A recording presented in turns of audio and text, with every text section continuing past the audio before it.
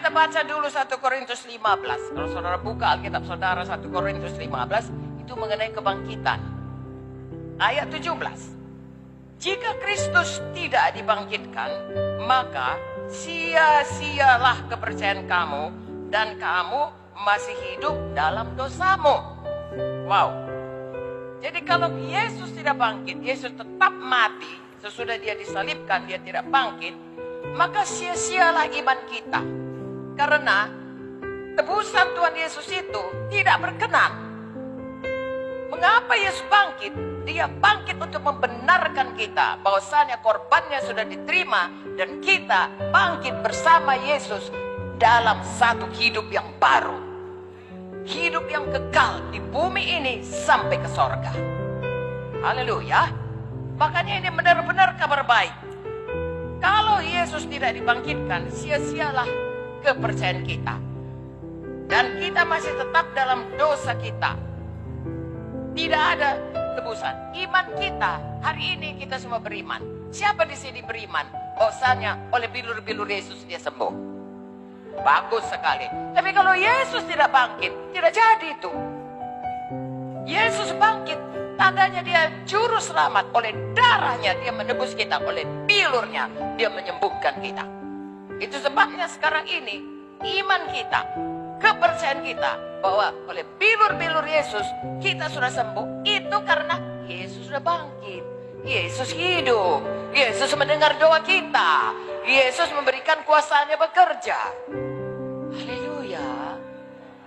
Biarlah kita mengerti kuasa kebangkitan Yesus, kuasa membangkitkan Yesus itu adalah kuasa Roh Kudus. Roh Kudus membangkitkan Yesus. Roh Kudus yang sama membangkitkan kita semua.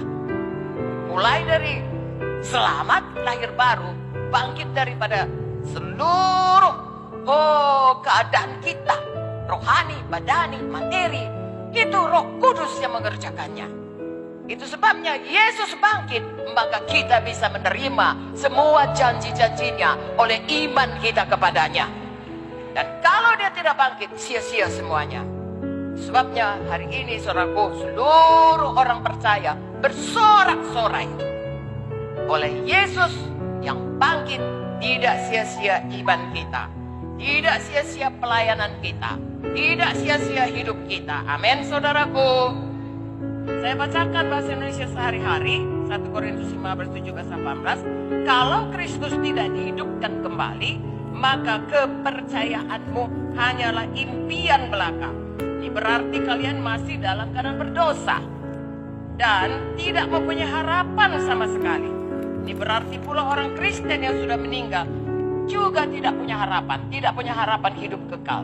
Tapi puji Tuhan, Yesus sudah bangkit. Tidak sia-sia semuanya iman percaya kita.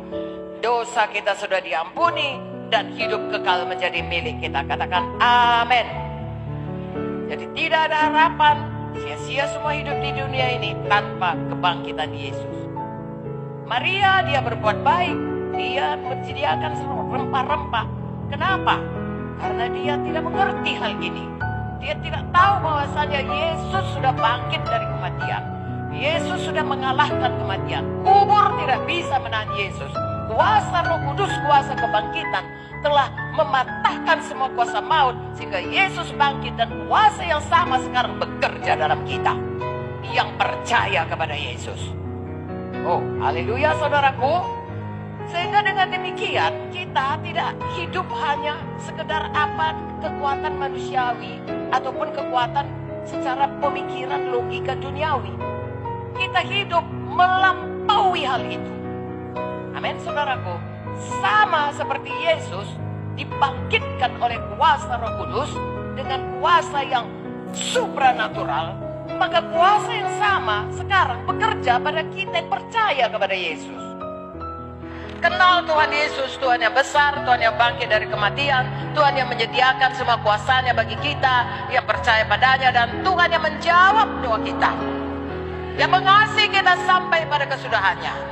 Lagi kita berdosa pun dia masih mengasihi. Saudara belum lahir, saya belum lahir, dia sudah mati di kayu salib. Apalagi sekarang sesudah kita lahir dan kita katakan Yesus Engkau Tuhan, pastilah kita akan dinyatakannya kuasanya dalam hidup kita. Pilih selalu percaya kepada Tuhan. Amin.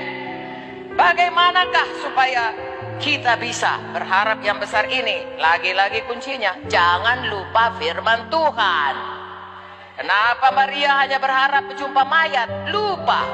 Padahal Tuhan sudah memberitahukannya. Kenapa dia takut tidak ada yang menggulingkan batu? Lupa dia. Oh, Yesus sudah berjanji dia akan bangkit. Saya bacakan Lukas 24 ayat 6. Malaikat itu berkata, ia tidak ada di sini. Yesus telah bangkit. Ingatlah apa yang dikatakannya padamu ketika ia masih di Galilea, yaitu bahwa Anak Manusia harus diserahkan ke tangan orang-orang berdosa dan disalibkan, dan akan bangkit pada hari yang ketiga. Maka teringatlah mereka akan perkataan Yesus itu. Hari ini saya dan saudara ingat semua apa kata Tuhan. Terima semua apa janji Tuhan. Itu sebabnya kalau kita mau mengharapkan yang besar-besar dalam kita, tolong firman Tuhan hidupkan dalam hati kita. Buku Yohanes berkata, Roh Kudus bisa menghidupkan dan mengingatkan kita selalu. Amin. Tetapi untuk itu saya dan saudara tolong kaya dengan firman. Isi hati dengan firman. Amin. Kolose 3:16 berkata, hendaklah perkataan Kristus diam dengan segala kekayaannya di antara kamu. Hendaklah ajaran Tuhan Yesus penuh berkat itu meresap ke dalam hatimu. Lalu saudaraku, perkataannya yang menjadi iman itu akan menurunkan kuasa kebangkitan bekerja menggenapi iman saudara. Haleluya. Dan kalau firman Tuhan ini hidup dalam hati kita, maka kita akan mengharapkan perkara-perkara besar dari Tuhan. Dan firman Tuhan tidak pernah gagal.